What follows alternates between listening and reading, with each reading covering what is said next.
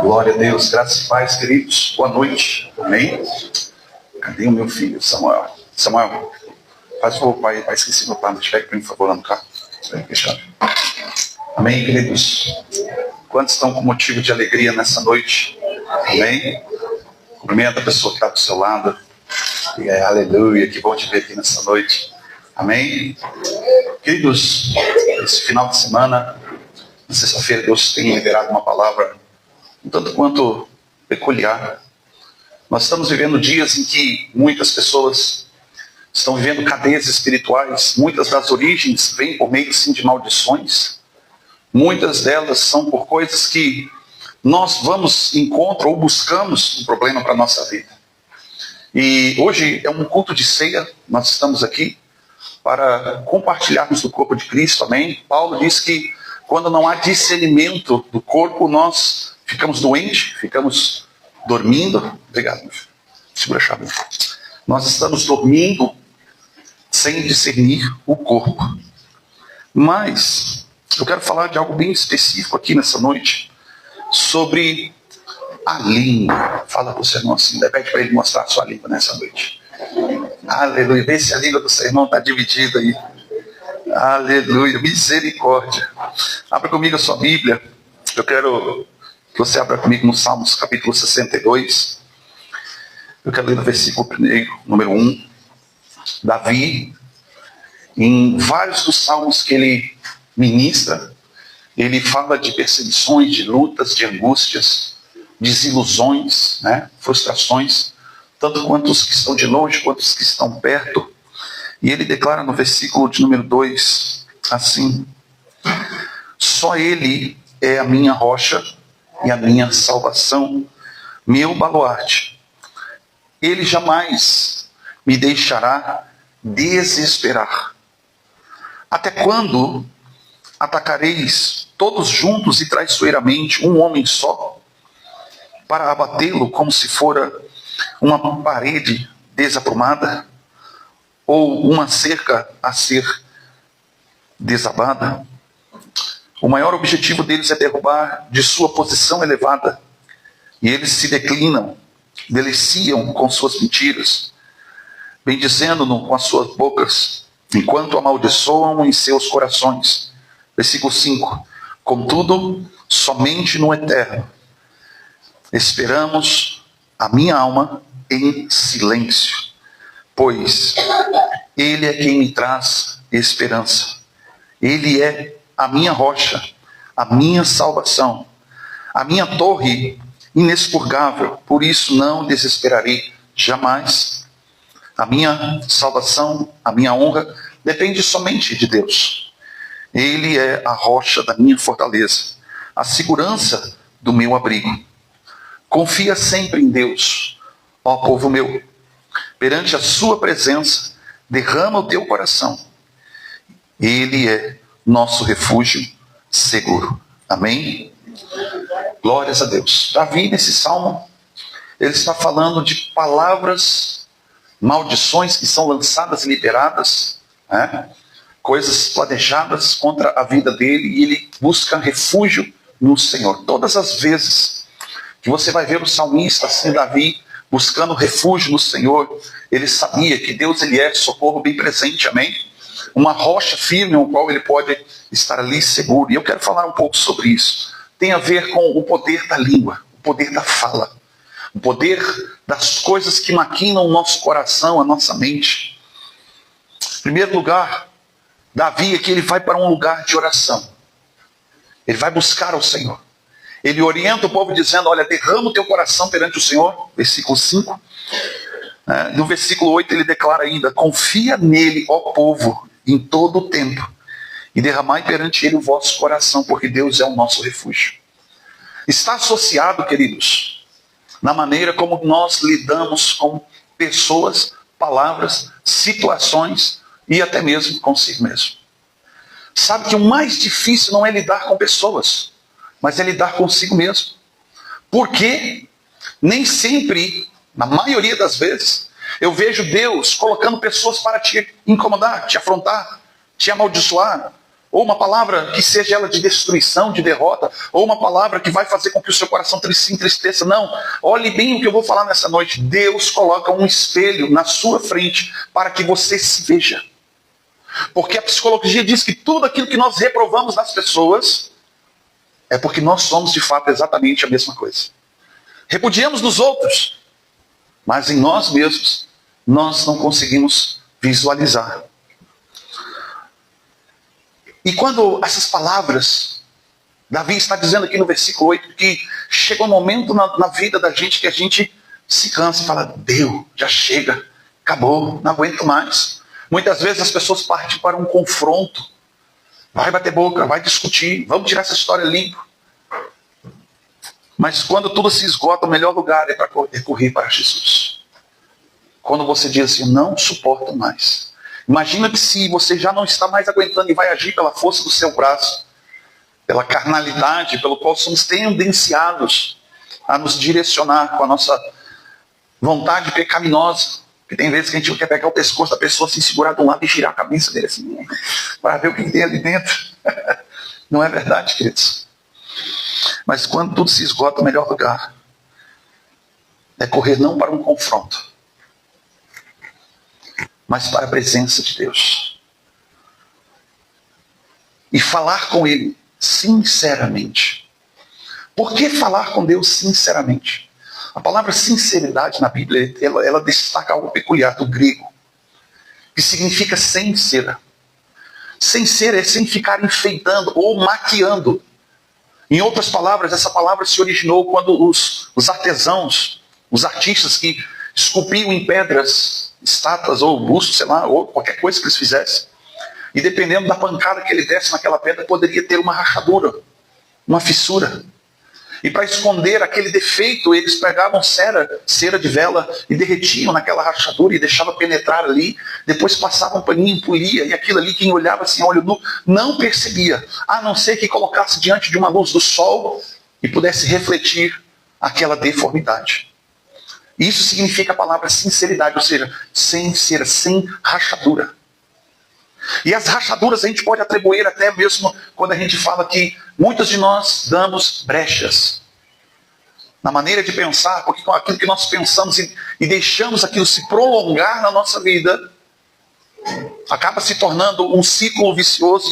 E quanto mais tempo você permanecer neste lugar ao qual se dá, não para a vontade de Deus, mais sujeito ao pecado você acaba se tornando.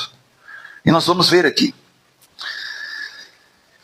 E Jesus também, houve momentos na vida dele que, por causa das pressões, não que ele fosse um covarde, mas por causa de pressões, ou até mesmo direcionamento, porque ele também era homem. Ao invés de falar, ao invés de rebater, né, como a gente tá acostumado a ver por aí, pagar com a mesma moeda, ele se retirava. Houve um momento na vida de Jesus, na minha Bíblia tem uma interrogação, quando Jesus chega num determinado lugar, ele expulsa demônios, os porcos, os demônios entram nos porcos, ele se precipita. E aí as pessoas começaram, os fariseus começaram a dizer, este aí expulsa demônios pelo pai dos demônios. E Jesus justifica ali como que é uma casa dividida, só que daí o povo não queria saber, eles queriam empurrar Jesus, jogar ele no precipício. E na minha Bíblia tem uma interrogação. Eu creio, não vi, não estava lá e a Bíblia não menciona, mas eu creio que Jesus desapareceu no meio deles. Embora o texto diga assim, Jesus passando entre eles se retirou. Ele não respondeu à altura, a mesma moeda, mas uma multidão que estava cercando ele para jogar ele de um precipício. E ele se retira, ele passa no meio das pessoas. E ninguém ousou tocar as mãos nele. Tem momentos na nossa vida que no meio de uma confusão de palavras, de acusações, a melhor coisa que tem é se esconder em Deus. Sai de perto. Sai de perto. Certa vez, uma pessoa que eu não gostava muito, uma pessoa que constantemente, qualquer coisa que acontecesse, se tu desse um chute na quina de uma mesa, numa parede, ela dizia assim, Bill, isso te aconteceu porque é pecado. Você está em pecado. Qualquer coisa que acontecesse na vida da gente, ela dizia, é pecado. É pecado, é pecado, é pecado. E um dia lá em Brasília, eu escorreguei no banheiro, pastor. Estava tomando banho de manhã cedo, trabalhava, Fabiano tinha para o trabalho. A Lívia, eu acho que não era nascida, eu não lembro o que está acontecendo. Eu sei que eu estava sozinho em casa tomando banho para ir para o trabalho. E escorreguei no banheiro. E machuquei minhas costas. Estirei um músculo. E eu fiquei todo travado. Sabe, o máximo que eu consegui ficar era de 4, engatinhando. E eu comecei a gritar para o meu pai, que morava na casa do lado, para ele me ajudar, me socorrer. E de repente eu vi a porta se abrindo e quando que não era o meu pai. Era a bendita daquela irmã. Me encontrou daquele jeito. Eu falei, sangue, fogo e labareda dela. Cruz. Eu falei, foge mesmo. Não tem mais como desver. E ela foi e chamou meu pai. Fui para o médico. O médico me deu remédios para poder relaxar os músculos ali. Fiquei uma tarde, o dia inteiro não consegui trabalhar. E lá no final do dia, quando eu acordei, aquela irmã veio lá me visitar. Na cama. Lá no quarto da casa do meu pai. E ela sentou e disse assim para mim, eu vim aqui para orientar você a você fechar a sua boca. Porque se Deus está falando algo no seu coração, você fecha a sua boca. O que aconteceu contigo foi porque você está em pecado. Eu, por dentro assim, queima ela, Jesus. E aí ela pegou uma garrafa, ela veio com uma garrafa PET e uma tampinha e pegou, pela segunda vez na vida ela fez isso. Pegou aquela tampinha e fechou, olha, tá vendo isso aqui, fecha a sua boca, ela falou para mim. E naquele momento eu não estava entendendo o que aquela mulher estava dizendo, por mais, da forma mais errada que ela estava falando, Deus estava usando aquela mulher para falar uma coisa para mim. Tem momentos mesmo que você esteja com a razão, ou até mesmo quando Deus fala algo para você, não significa que você tem que liberar e falar, não. Conta uma bênção que você recebeu para um invejoso e você espera o que vai te acontecer. Conta vitória perto de alguém que não deseja o bem para você. Espera. A inveja vai se levantar. E naquele momento eu não entendi. Eu falava, Jesus, queima ela, livra-me do mal. Mas aquilo ali nunca mais me esqueci. Nunca mais me esqueci. Passados dias, anos, o ministério foi se desenvolvendo. E houve momentos que eu precisei calar, até mesmo quando estava com a razão. Onde que momentos que eu podia intervir, embora a palavra de Deus é a verdade o suficiente para poder argumentar em determinadas situações, conflitos. Se alguém vem e traz para você uma palavra, você não tem argumento. A palavra, ela é de Deus. Mas quando você chega a um momento, a um estágio onde que tudo se esgota, cuidado com quem você abre o seu coração, queridos. Cuidado com quem você compartilha a sua alma. Porque você acha às vezes que alguém está te ajudando a sair do poço, na verdade ele está jogando mais a última pá de terra em cima de você. Cuidado com quem você compartilha o seu coração. Jesus teve um momento que ele se calou. Ele foi perguntado, tu és o Messias, tu és o Cristo que havia de vir? E ele disse, tu dizes. E o outro ele foi perguntar, tu és o Cristo, tu és o Messias? E ele fica quieto. A outra ele responde, e o quê? Sim, eu sou. Mas observa que há momentos de abrir a boca e falar. E há momentos que nós precisamos fechar a nossa boca. Por quê? Fala para você, irmão, domínio próprio.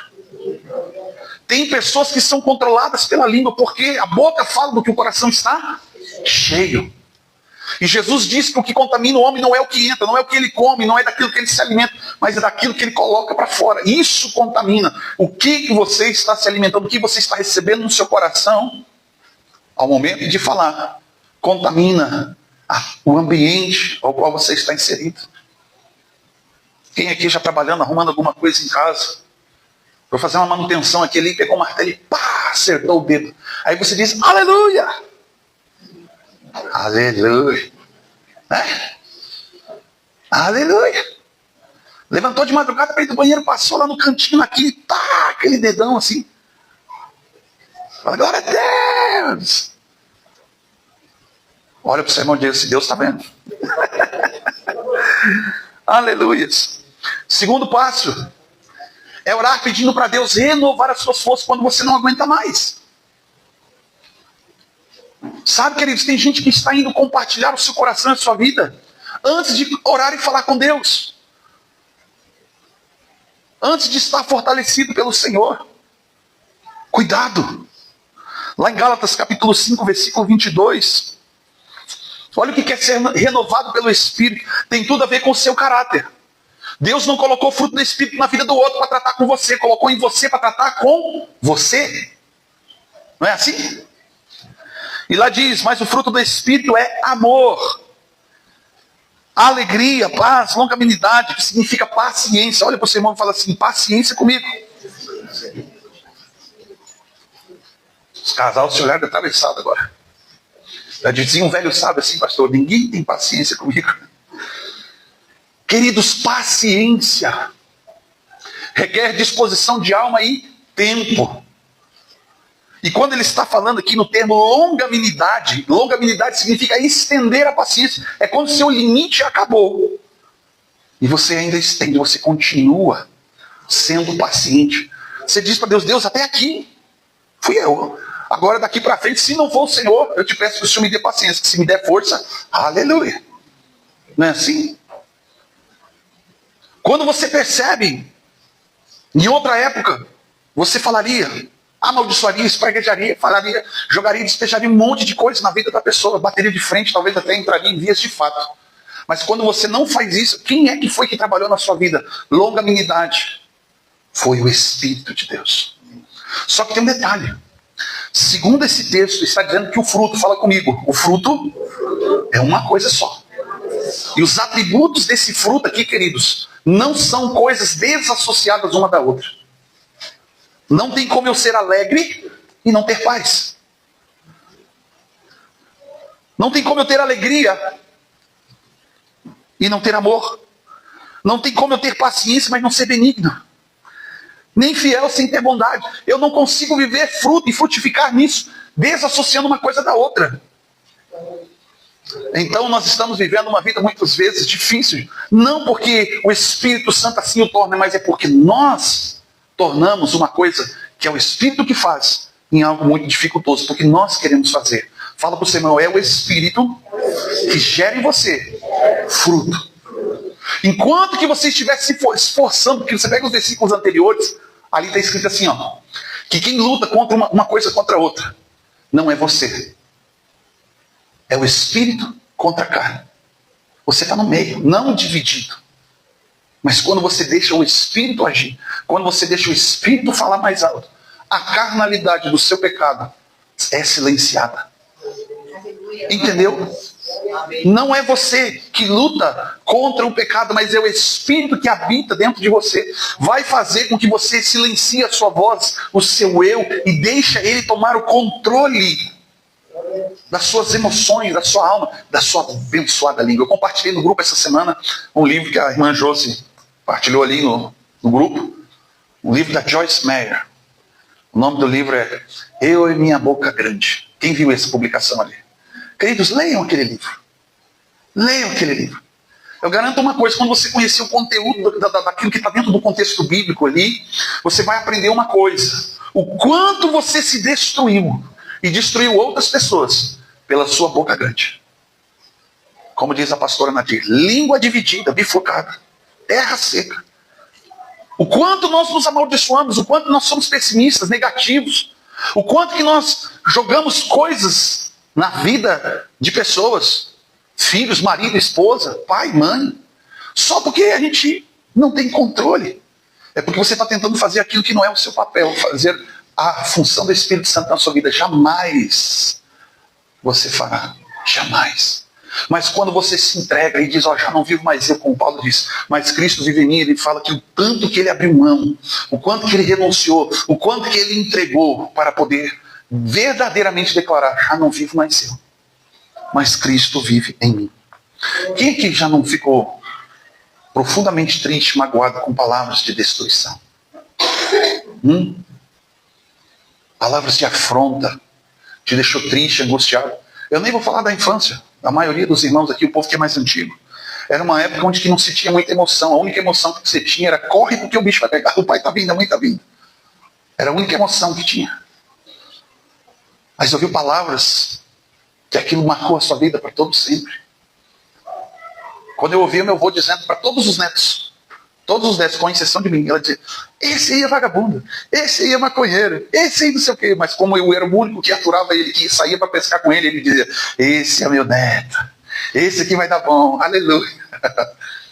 Mas observe uma coisa, queridos. Você pega a Bíblia, você observa a bênção dos patriarcas sobre os filhos. Quando eles começam a abençoar os seus filhos. Quando Noé abençoou os seus filhos. Quando Jacó abençoou os seus filhos.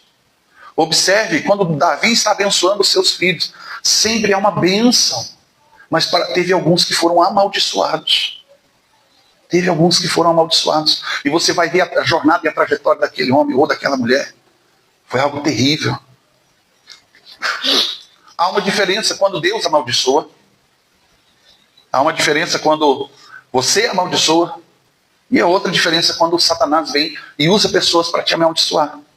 Mas o final de todas elas é cativeiro. É prisão.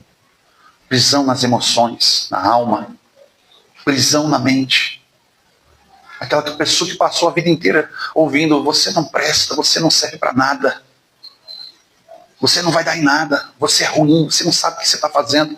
Quando chega no momento de enfrentar a vida, aquela criança saiu da adolescência e está entrando no momento de trabalhar ou de formar família, ela vai fazer tudo errado porque ela está vivendo um cativeiro. E nós paramos para olhar: porque ela escolheu fazer errado também. Sim, ela escolheu fazer errado, mas existe uma semente na vida de cada uma das pessoas que vieram por meio de palavras, que vieram por meio de, quando não foi bênção, que foi maldição.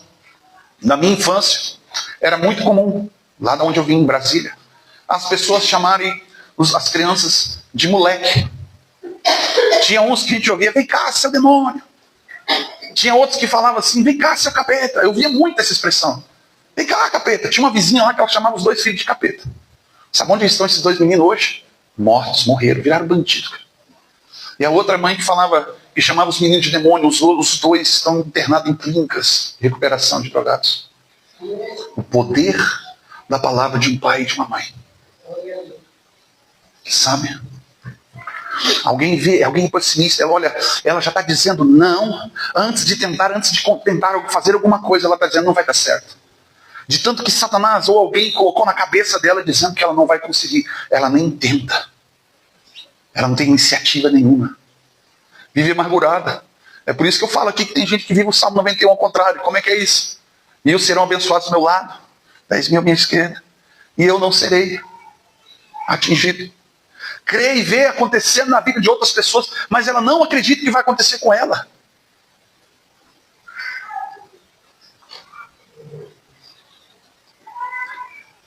E segundo ponto aqui dentro desse contexto, sobre fruto do Espírito, você não pode e não precisa produzir esses frutos sozinhos.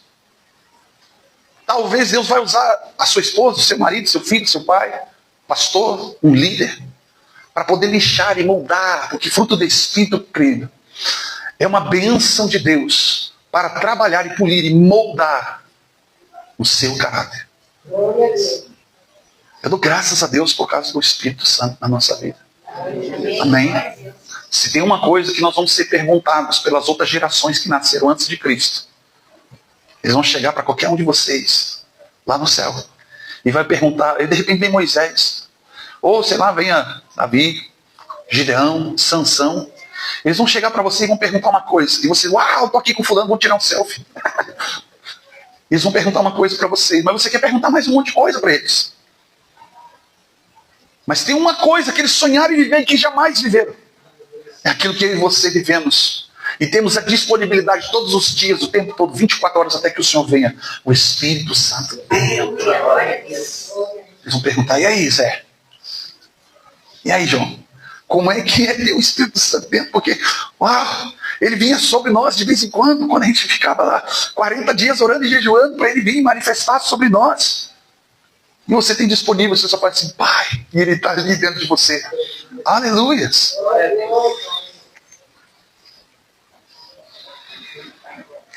Talvez muitos de vocês nessa noite precisem ser renovados pelos frutos do Espírito. Assim como Davi, quando for necessário, quando você não tem o que falar, quando você não tem uma palavra rema, porque qualquer palavra que você possa liberar no momento errado, por mais que você esteja certo, é o momento errado, é um tom de voz errado, você vai acabar perdendo a razão. Você vai acabar falando coisas que você não deveria. Quando você está com a cabeça no momento daquela discussão fervendo, a melhor coisa que tem que fazer é se afastar. Se afasta. Sai de perto um pouco. Há uns 3 anos atrás eu estava muito irritado. Agora nem lembro o que era, porque Jesus me curou. Amém? Eu sei que eu estava muito irritado. Cheguei na casa da minha sogra lá. Eu estava assim querendo esperando o capeta aparecer para dar bicuda na cabeça dele. De tão brabo que eu estava aquele dia, não me lembro o que foi que aconteceu. Eu falei, quer saber, cara, eu vou sair de cena. Eu entrei no quarto lá na minha sogra, lá, fechei a porta lá no escurinho, deitei, dormi. Passou um tempo lá. Quando eu acordei com uma voz que disse bem assim, ó, liga o celular agora. E na hora que eu me sentei no telefone, fez assim, e eu olhei assim, uma mensagem, fulano de tal estava ao vivo. E quando eu entrei, que eu abri, alguém do outro lado, lá em Bento Gonçalves, gritava assim no microfone, levanta da sua cama e corre para cá. Sai do lugar onde você está e corre para cá, porque Deus quer falar com você. Deus quer mudar essa situação. Você que está deitado na sua cama e agora, levanta. E eu levantei, eu falei, Fabiano, vambora. Saí lá da casa do meu sogro, corri para o culto. E adivinha? Deus queria falar comigo, eu estava emburrado, cara, no canto. Né? Naquele momento eu me retirei para um canto e falei assim, Deus, faz aquilo que o Senhor fez com Adão lá no Éden. Me bota para dormir, não estou me contendo. Estava querendo esbravejar. Depois que eu acordei calminho, Jesus queria falar comigo. Amém? Melhor coisa que tem, queridos, se afasta um pouco. Tira uns minutos de silêncio, né? Conta até 1000. Senta ali e fala aleluia. Repete comigo, aleluia. Lá no livro de Efésios, por que eu digo que se afastar por um momento? Não é fugir, fala para você, não é fugir. Mas é se afastar do problema. Amém? Está tendo confusão ali, sai de cena. Olha o que diz Efésios capítulo 26. Capítulo 4, versículo 26. Irai-vos, mas não pequeis. Não se ponha o sol sobre a vossa ira, nem deis lugar ao diabo. Não significa que você não vai ser tentado pela ira. Não significa que você vai ser tentado pelo diabo. Mas significa que você está sendo prudente. Naquele momento de fragilidade emocional, que não tenta enfrentar o diabo. Muito mais sozinho. Busca refúgio no Senhor. Tem gente que fica bravo, furioso com o diabo. E daí? E daí? Isso não significa que você vai tomar a atitude correta diante dele. Entende? Ficar bravo não significa ter autoridade. Parece que tem gente que fica bravo com Satanás e quando vai orar, dá aqueles gritos, sim ou não? Como se o diabo fosse fugir porque você é um cão raivoso que vai morder ele. Não, é a autoridade. Você viu Jesus bravo com o capeta alguma vez? Pedro dá a boca para Satanás falar e ele disse, cala-te, Satanás. Ele não fez, em nome de mim mesmo, sai de ti. Não fez isso, queridos. Até mesmo quando um endemoniado, um gadareno com uma legião de demônios, os demônios vieram ali furiosos porque aquele rapaz ficava acorrentado. Acorrentado porque ele agredia as pessoas. Jesus não fez lá um Kamehameha gospel e disse, sai dele que ele é legal. Não. Ele simplesmente deu uma ordem, sai dele. Mas olha aí, Paulo adverte aqui, ó, nesse texto, versículo anterior, o 26. Ele adverte que a ira prolongada, quando você permanece um dia, 2, 3, e vai prolongando, vai procrastinando isso na sua vida, cada momento que passa, você mais sujeito a pecar e dar lugar para o versículo 27, lugar para o diabo. Os hermanos que hablam espanhol é o diabo. Quanto mais você prolongar ou procrastinar, maior é a brecha que você está dando para que ele entre na sua vida. Quanto mais tempo você ficar irritado, quanto mais tempo você ficar angustiado, quanto mais tempo você se entregar para as angústias, as tristezas e se prostrar para a agonia, mais lugar Satanás tem na sua vida. Por isso que ele declara, não se ponha o sol sobre a vossa ira. Não deixa para o dia seguinte resolver aquilo que você precisa resolver hoje, em Deus e dentro de si. Não deixa se prolongar sobre a tua vida isso. Vai lá e resolve. Na vida de um casal tem duas coisas que é um problema em relação a isso, sabe o que é? O homem dificilmente abre o coração para falar. Não é assim? Mas dificilmente a esposa também diz, me perdoa. Aí fica um deitado para cá. Aí fica outro deitado para lá.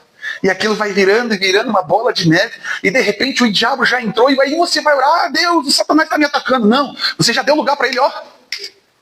Tema. Isso é relacionamento com os pais, com os filhos. Não deixa para fazer hoje o que você precisa fazer hoje. Não deixa para amanhã, não. Quanto mais tempo você deixa de resolver os seus problemas, os seus conflitos internos. O problema, então fala assim comigo, o problema não é os outros, sou eu. O problema não é os outros. Deus coloca um espelho, e sabe o que é um espelho? Que vai refletir exatamente o que você é. E aí você vai reprovar na vida de outra pessoa aquilo que você reprova em você mesmo. Quer cuidar e tratar e apontar, por isso que a Bíblia diz assim, ó, quando você aponta o cisco do olho de alguém, primeiro vai tirar a trave que está na sua frente, porque você não consegue enxergar para si, enxerga só nos outros. Tem muita gente que chega para mim e fala assim, ó, Deus me usou para fulano, Deus me revelou isso, Deus revelou aquilo, papapá. Revela de todo mundo, menos para ele mesmo, dele mesmo. Ele sabe da vida de todo mundo, porque o céu está contando, mas nunca conta dele. Tem alguma coisa errada. Tem alguma coisa errada. Que Deus é esse que fala mais com você sobre os outros do que com você mesmo. Entende? Paulo, quando ele teve um encontro com Jesus, Jesus não ficou falando dos outros, ficou falando dele mesmo, com ele mesmo. O próprio Paulo diz lá em Atos, ele diz assim, eu aprendi diretamente aos pés do Senhor Jesus. Eu fui ensinado, eu fui trabalhado. O tanto que ele renunciou, o quanto que ele entregou, Deus pôde alcançar na vida dele. Compreende isso? Então Paulo adverte aqui, no versículo 26 e 27, que a ira prolongada dá sim lugar para o diabo. E abre brechas espirituais. Talvez você não esteja sendo sincero com você mesmo. O homem, quando ele é sincero com a mulher, com a esposa, ele arruma problema, não é verdade? Aí ele, ó... um dia a Fabiane perguntou para mim assim, a gente se arrumando para ir para a igreja, Setônio. O que você acha desse vestido aqui? Estava toda arrumada lá, emperiquitada, enfeitada.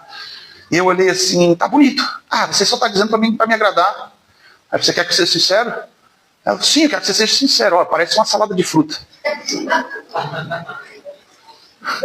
Porque o homem é literal, cara. Vai direto ao ponto.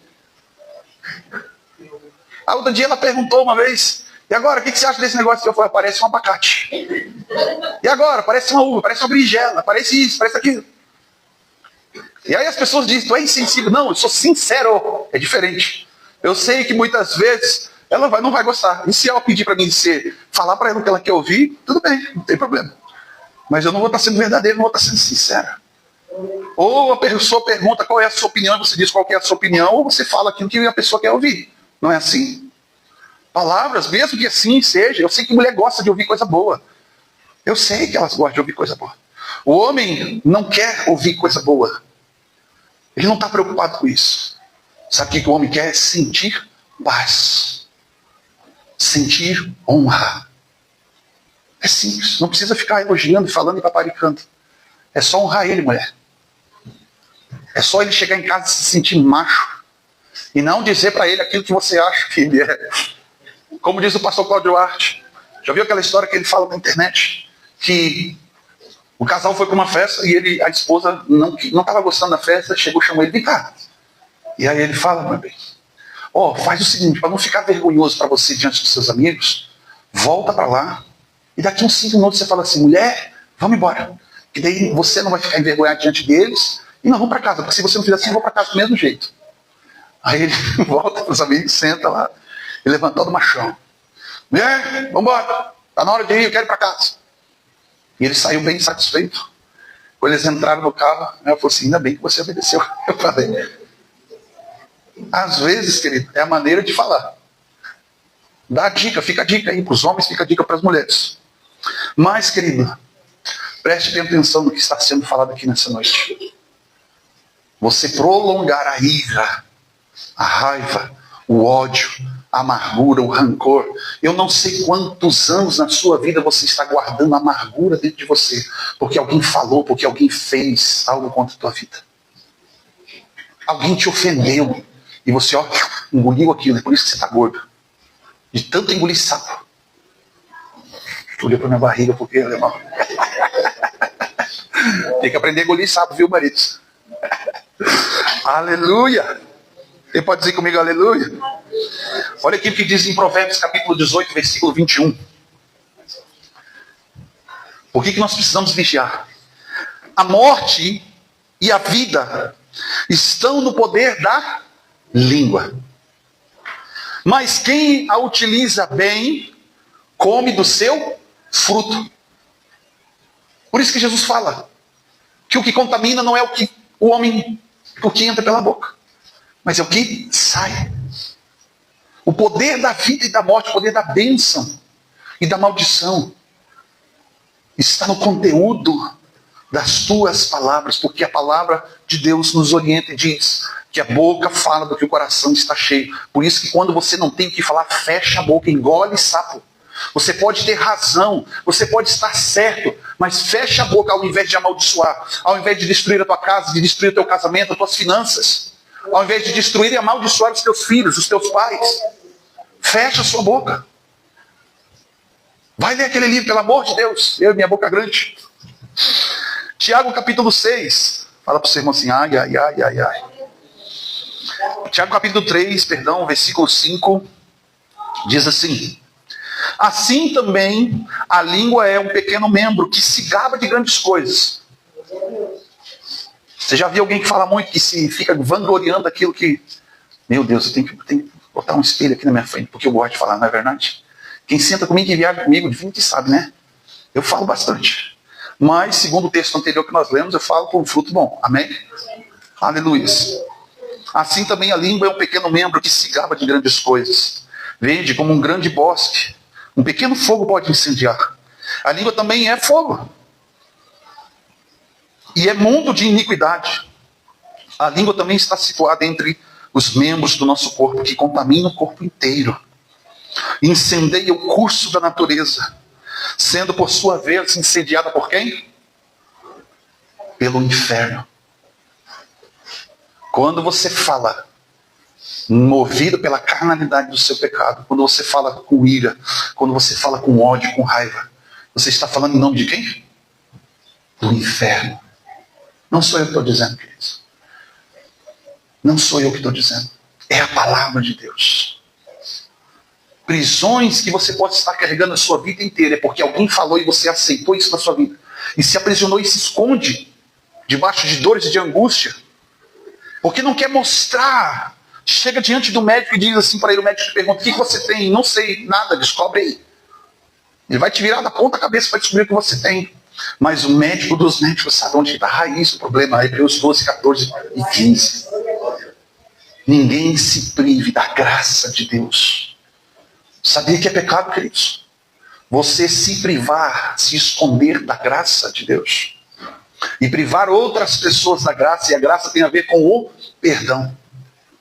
É verdade. Se privar da graça de Deus. Provérbios 12, versículo 18. As palavras ferem como espada. Mas a língua do sábio traz o quê? Cura. Tem pessoas que vão falar coisas talvez difíceis para você. Mas uma palavra de sabedoria, ela vai trazer cura. Por mais difícil que seja de engolir, mas a verdade continua sendo a verdade de Cristo. Entende? Alguém um dia chegou para você e te disse a verdade, mas por causa do seu orgulho você não quis ouvir. Não quis obedecer. Você simplesmente se fechou no seu casulo de vida e diz, daqui para dentro cuido eu e mando eu. Capítulo 4 de Efésios, versículo 29. E essas palavras aqui não é para o ímpio, não. Essas palavras elas são para os crentes. Efésios 4, 29 diz assim, ó, não saia da vossa boca nenhuma palavra torpe. Eu quero que você entenda o que é palavra torpe. Deixa eu abrir aqui, eu quero trazer na origem, no hebraico, o que o homem de Deus está trazendo aqui. Efésios 4, 29. A palavra torpe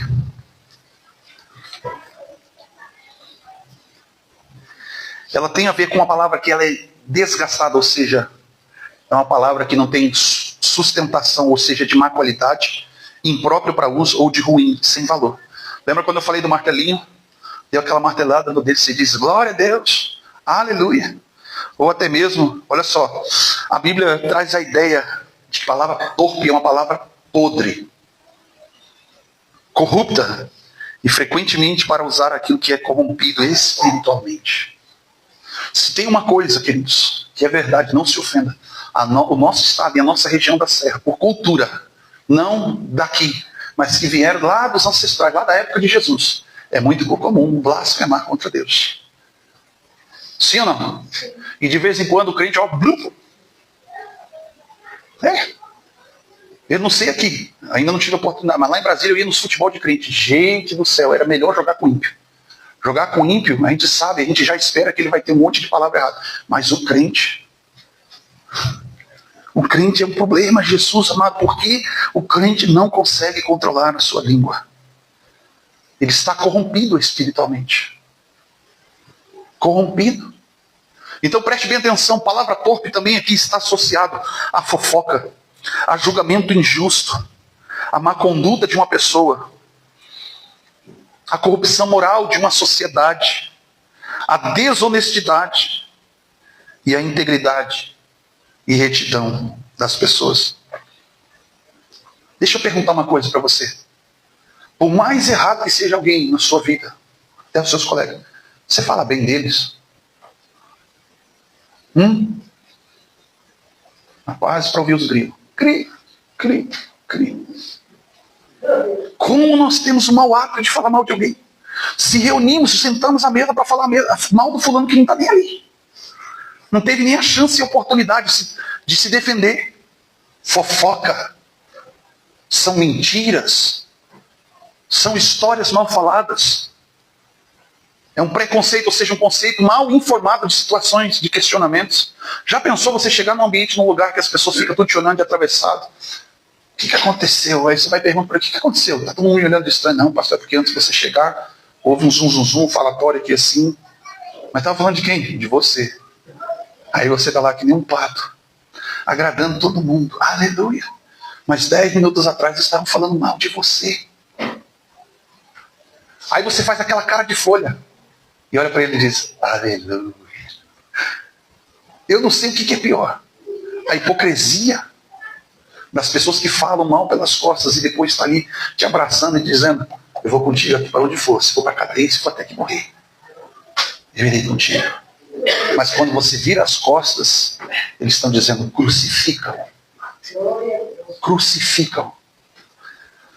Está associado com fofoca, com falação. Querido, se você vai falar mal de alguém, fala para ela. Chega com ela e conversa diretamente com ela. E se você chegar num ambiente onde alguém estiver falando mal de alguém, sai de perto. Aliás, evita esse tipo de amizade. Porque não te leva para perto de Deus. Não te leva. A palavra do crente é sim e não. O que passar disso é do maligno. Fala assim, meu Deus. 1 Pedro 2:23, nós precisamos agora usar o exemplo de Jesus. Ontem, mais uma vez, nós assistimos com os meninos lá em casa o filme Movimento de Jesus. E teve uma cena lá que achou interessante, lá que aquele hippie maluco que entrou na igreja de pé descalço, calça pantalona, como você que é mais antigo usava, camisa florida, barba, cabeludo, uma igreja tradicional. Ele pintou um casaco ali, ele imaginou, idealizou Jesus hippie, que talvez para muitos tradicional seria uma ofensa. E aí foi dada a oportunidade para ele falar.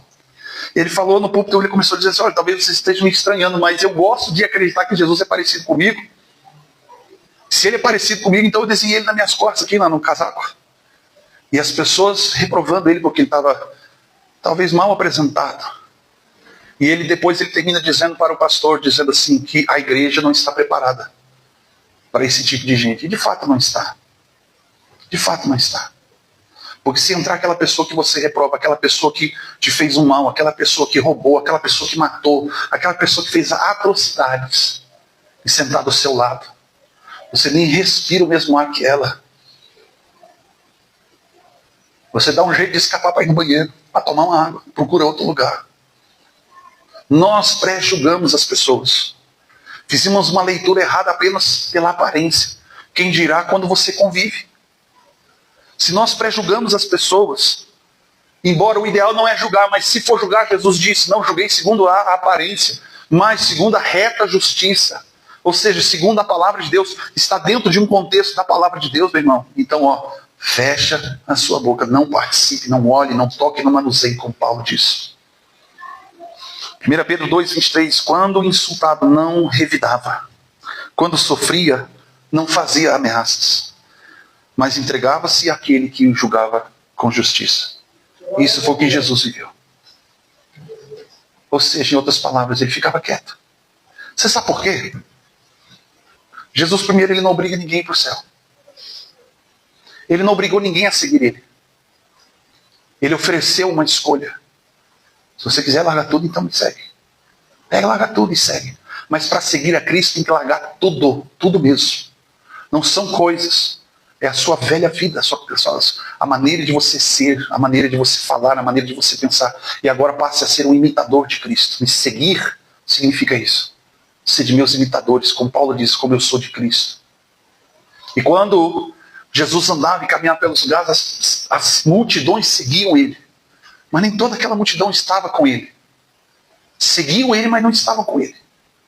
Na época de Jesus havia tudo que é tipo de gente como nós temos hoje. Tem muito perturbado, como tinha naquela época. Existiam assassinos, prostitutas, corruptos, ladrões, mendigos, homossexuais, como tem nos dias de hoje. Jesus simplesmente ele apresentava um evangelho, e quem queria embarcava naquele barco e seguia. Quem não queria, ele não ficava insistindo, pelo amor de mim mesmo, anda comigo. Não, queridos, o evangelho de Deus é para quem quer. Quem não quer, sei lá, não dá para desenhar assim que o diabo te carregue. Mas essa é uma verdade. Jesus não insistiu com ninguém para caminhar com ele. Ele lamenta que tem pessoas que não querem caminhar com ele. Mas ele não vai ficar triste, aborrecido, irado, porque as pessoas não querem segui-lo.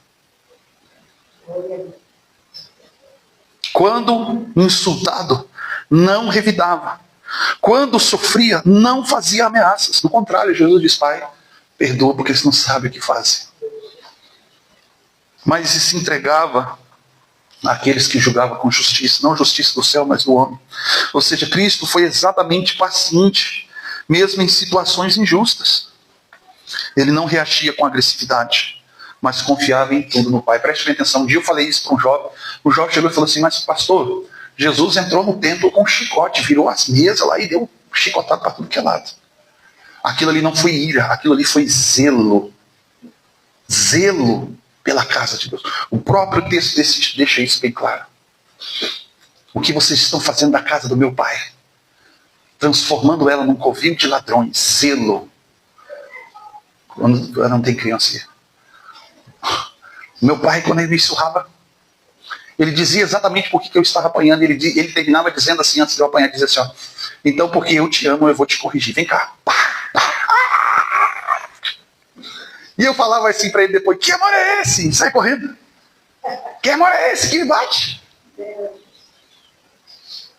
Mas eu dou graças a Deus porque eu levei aquelas surras. Sei lá quantas. Foram muitas, foram várias.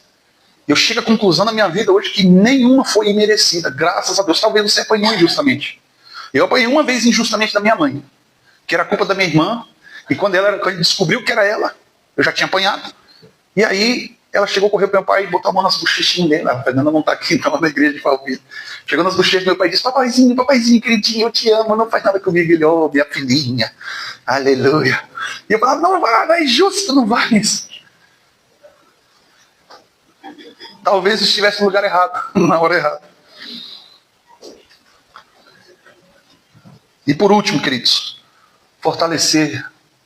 estar fortalecido na palavra de Deus. Você pode ter certeza de uma coisa. Quanto mais você conhece, quanto mais você vive, quanto mais você enche o teu espírito e a tua alma da palavra de Deus, você não vai encontrar na sua boca maldição, palavra torpe. Você não vai encontrar mentira, você não vai encontrar fofoca. Romanos 14, versículo 4.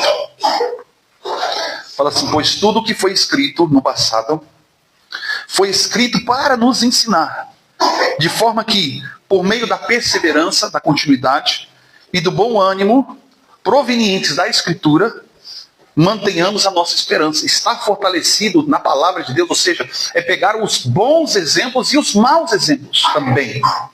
Porque tudo que foi escrito ali de pessoas que viveram, personagens que estão na Bíblia, como exemplos bons a serem seguidos e exemplos a não serem seguidos, isso traz para mim e para você uma grande valia. Efésios 6:10. Esteja fortalecido na palavra do Senhor, na força do seu poder.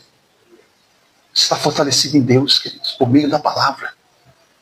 Buscar consolo, conforto. Sabe por quê? Você não vai conseguir sozinho. Você não vai conseguir sozinho. Quem aqui conseguiu aprender o significado real da palavra de Deus sem a ajuda de alguém? Mesmo que você estivesse isolado em algum lugar, o Espírito Santo precisava estar ali, porque ele é o autor da Bíblia. Sim ou não? Então, quando você for ler o conselho que eu dou, chame o autor para ler contigo. Mesmo assim, este Consolador, esse que nos auxilia a estar fortalecidos pela palavra de Deus. Vem uma palavra de derrota. Alguém lançou uma palavra de maldição. A Bíblia me ensina a repreender, rejeitar, me sujeitar a Deus e resistir ao diabo.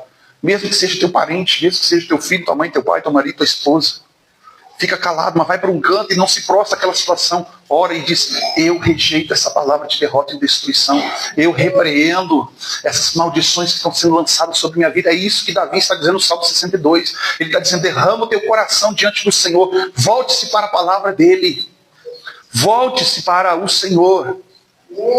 Porque enquanto que você fica aí, amaldiçoando, questionando a sua vida, o seu coração está se enchendo não da palavra de Deus. Você está falando das coisas da vida, mas não está falando das coisas dos céus.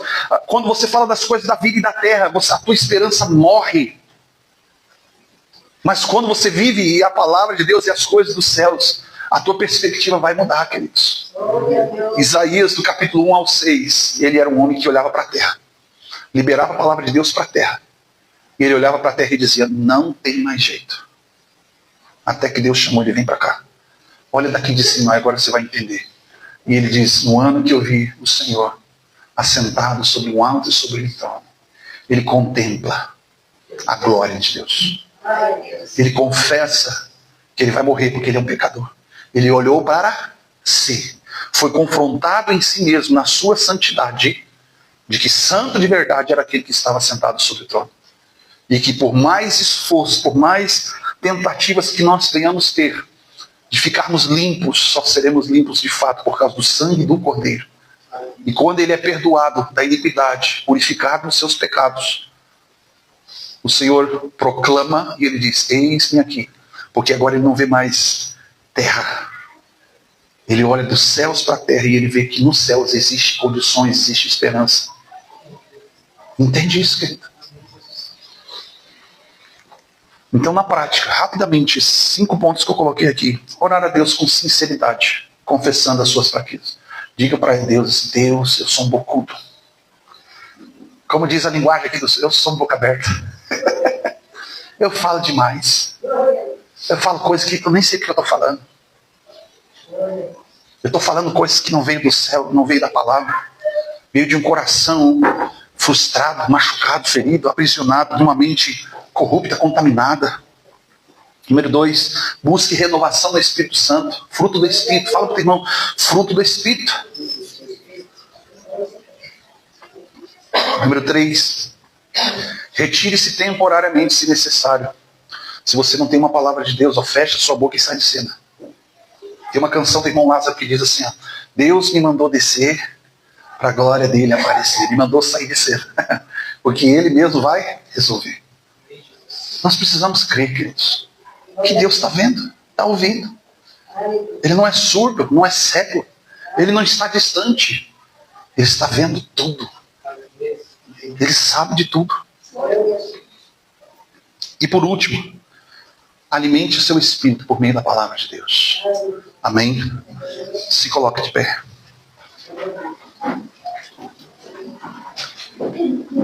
Talvez hoje a sua oração deveria ser, eu quero te ajudar, deveria ser essa. Jesus, me ajuda a ser mais parecido com você. Me ajuda a ser mais parecido contigo. Feche os seus olhos. Senhor, meu Deus, meu Pai, em nome de Jesus, nessa noite, Senhor, confessamos, Pai, que perdemos o equilíbrio, porque as nossas emoções, Senhor, meu Deus, meu Pai, estão, Senhor, sob controle de cadeias espirituais, áreas, lugares que nós entregamos para o inimigo, inconscientemente. Mas a lei espiritual, ela é irrevogável. Tudo que o homem semear, isso também ele vai colher. Por isso, Pai, Tu és poderoso. Davi, enquanto orava, Senhor, meu Deus, meu Pai, não pedindo, Senhor, para que Teu Espírito se afastasse, ele dizia, não afaste de mim o Teu Espírito. Porque o Teu Espírito representava a Tua presença na terra, e nós temos o Espírito agora dentro. Nós podemos, Senhor, perder tudo. Podemos perder casa, carro. Não queremos perder família, casamento, mas se perdemos, Pai, o que nós não podemos perder é a Tua presença. O que não podemos perder é a Tua glória, Pai. Porque nós nascemos, fomos criados para Te adorar, para Te servir. Estamos na terra, mas não somos daqui. Não somos, Pai, desta terra. Nós estamos apenas por de passagem. Porque o nosso lugar é voltar para Ti e vivermos uma eternidade, Senhor. E talvez, Senhor, meu Deus, meu Pai, muitos de nós estamos preocupados com tantas coisas, em lutar com aquilo que só o Teu Espírito tem poder para vencer na nossa vida. Por isso, Pai, nós entregamos tudo. Nos ajuda a entregar tudo, Senhor. Tudo que nós somos, o que temos, Pai. A deformidade do nosso caráter, Senhor, entregamos a Ti. Cada um, Senhor, meu Deus, meu Pai, na sua proporção. Te pedimos, Deus, que o Senhor coloque anjos, Senhor, meu Deus, meu Pai, na nossa boca. Nos ajudando, Senhor, meu Deus, meu Pai, a apenas liberar bênção. Apenas liberar vida. Em nome de Jesus. Põe um anjo nos nossos olhos, nos nossos ouvidos. Para que nós possamos estar guardados e selados pelo Teu Espírito. Em nome de Jesus Cristo, Pai, nós somos portadores de vida. Nós somos portadores da Tua glória. Nós somos portadores da Tua unção e não de maldição, não de mentiras, não de calúnias, não de fofocas. Por isso, Pai, nesta hora nós damos uma ordem agora que onde houver cativeiro na vida deste homem e desta mulher, seja agora quebrado em nome de Jesus. Seja, meu Deus, meu Pai, agora repreendido, Senhor, meu Deus, meu Pai, as trevas na vida deste homem e desta mulher. Em nome de Jesus Cristo, Pai. A maldição, as palavras de derrota e de destruição sejam canceladas agora em nome de Jesus. Meu Deus, meu Pai, que o Teu poder, Senhor, meu Deus, meu Pai, venha agir agora em favor da Tua igreja, em favor de todos, Pai, que estão aqui, aqueles que estão ouvindo em casa. Entra, Senhor, no ambiente do lar, em nome de Jesus, e tudo que estiver alojado ali, Senhor, seja agora, meu Deus, expulso pelo sangue de Jesus, em nome de Jesus Cristo, Pai. Nós oramos agora e dando ordem, Senhor, meu Deus, meu Pai, para que o Teu povo seja livre. Liberta, Senhor, o Teu povo. Nós damos ordem agora no mundo espiritual, onde houver, Senhor, meu Deus, meu Pai, amarras espirituais na mente, Senhor, no corpo, enfermidades. Eu repreendo agora em nome de Jesus, espírito de enfermidade, bata em retirada agora da vida deste homem e desta mulher, em nome de Jesus. Solta este casamento, em nome de Jesus. Solte as finanças, solte a saúde, em nome de Jesus. Solte os ministérios agora. Nós damos ordem agora para que seja destronado a força do valente que atua influenciando e aprisionando a vida dos Teus filhos, Pai, porque pelo Teu sangue nós somos mais do que vencedores, e em nome de Jesus Cristo nós damos ordem agora para que seja livre, em nome de Jesus Cristo, Pai. Nós oramos nesta noite que o Teu nome venha a ser glorificado e exaltado, Senhor, sobre a Tua igreja, em nome do Senhor Jesus. Amém.